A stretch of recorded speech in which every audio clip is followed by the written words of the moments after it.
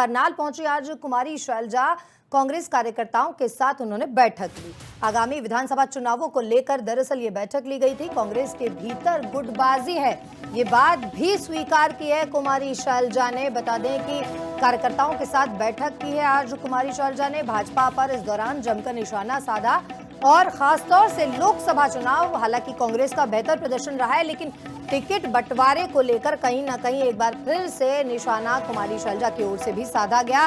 करनाल पहुंची थी कुमारी शैलजा और कांग्रेस कार्यकर्ताओं के साथ अहम बैठक ली। बैठक के बाद मीडिया से खासतौर से उन्होंने बातचीत की और बातचीत में भाजपा पर एक और निशाना साधा गया, तो वहीं कांग्रेस के अंदर की गुटबाजी को लेकर भी बयान दिया।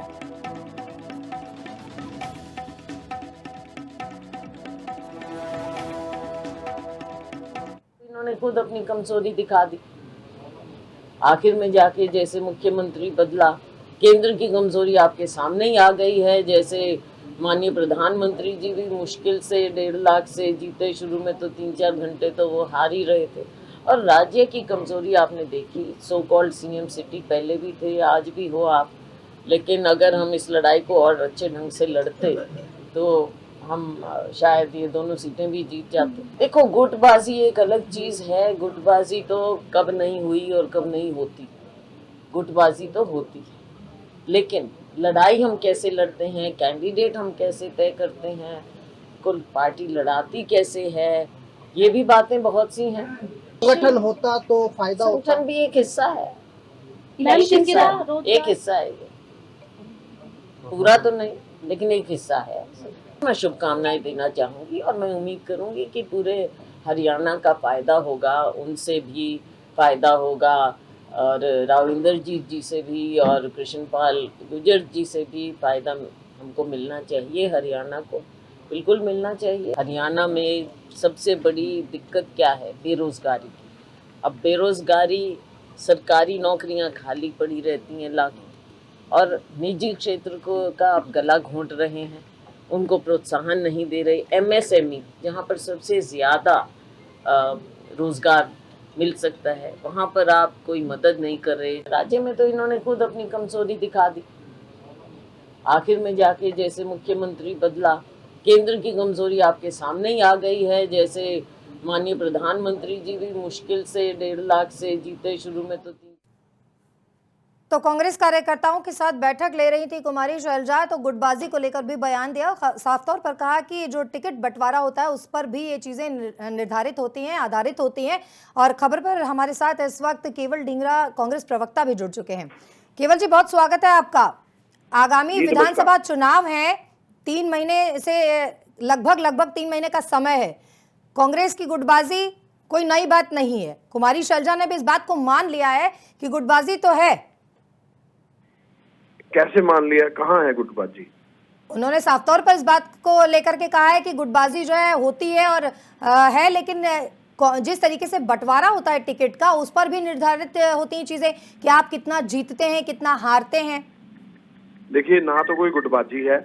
जो टिकट का बंटवारा हरियाणा लेवल पे नहीं होता, वो एआईसीसी लेवल पे होता है। एआईसीसी में कोई गुटबाजी नहीं है, तो गुटबाजी है कहाँ? एआईसीसी में कोई गुटबाजी नहीं है, लेकिन अगर हरियाणा की खासतौर से केवल जो बात की जाए तो कहीं ना कहीं भूपेंद्र सिंह हुड्डा जो है अपनी एक हनक रखते हैं और हरियाणा के अंदर उनको फ्री हैंड कहीं ना कहीं दिया गया है।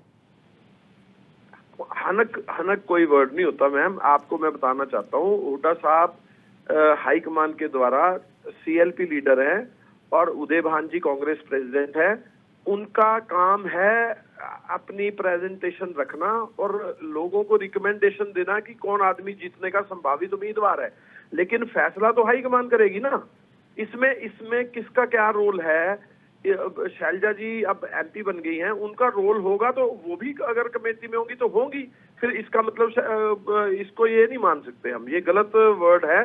और कोई गुटबाजी नहीं है हरियाणा की। उसके अंदर कांग्रेस पार्टी, हाँ बीजेपी में है गुटबाजी और लगातार चल रही है। आप उसके ऊपर संज्ञान लीजिए।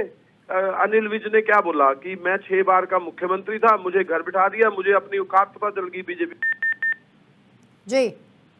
तो बीजेपी में गुटबाजी, आप इस बात को स्वीकार करते हैं, लेकिन कांग्रेस के अंदर गुटबाजी है ये नहीं स्वीकार करते, जबकि कुमारी शैलजा की ओर से साफ तौर पर इस बात को लेकर के बयान भी दिया गया है।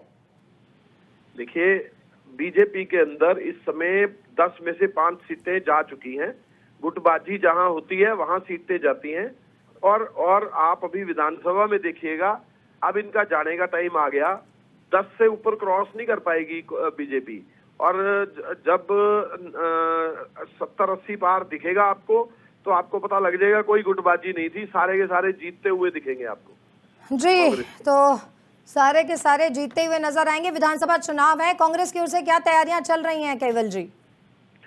देखिए, कांग्रेस की तैयारियां लगातार चलती रही, इसीलिए इसका परिणाम लोकसभा में दिख गया। और हमारी, आप देखिए, पूरे देश में जितनी percentage of vote her state की थी, उससे सबसे ज्यादा परसेंटेज ऑफ वोट हरियाणा को मिली है।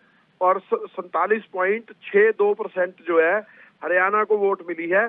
सबसे ज्यादा परसेंटेज हरियाणा की बढ़ी है पूरी स्टेटों के अंदर। जी, तो कहीं ना कहीं कांग्रेस का जो है जनाधार आप ये कह रहे हैं कि बढ़ रहा है लगातार, और हरियाणा में खासतौर से जो वोट परसेंटेज बढ़ी है, जिसका जो है फायदा विधानसभा चुनावों में भी आपको मिलने वाला है। बहुत शुक्रिया केवल जी हमसे बात करने के लिए। और एक और जहां केवल ढींगरा जो कांग्रेस के प्रवक्ता, उन्होंने साफ तौर पर गुटबाजी से इनकार किया है, लेकिन कुमारी शैलजा जो कि कद्दावर नेता है कांग्रेस की, और उनकी ओर से गुटबाजी को लेकर के बयान जरूर दिया गया है।